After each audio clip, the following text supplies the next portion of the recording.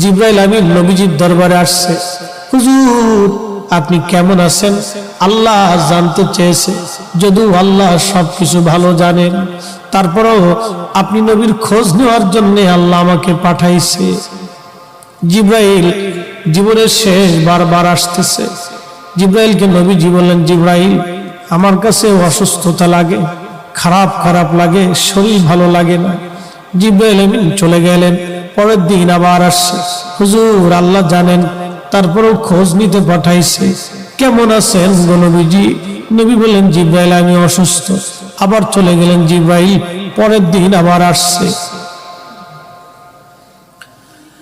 আবার এসে খোঁজ নিয়ে বললেন, হুজুর আপনি কেমন আছেন?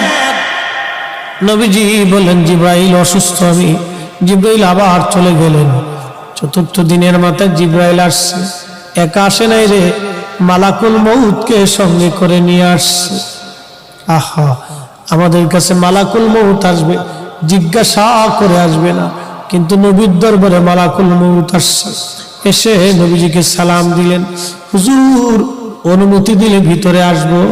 নবীজি অনুমতি দিলেন। আল্লাহ জিবরাইল এবং মালাকুল মউত দুইজন নবীজির ঘর মুবারকে তশরিফ রাখলেন।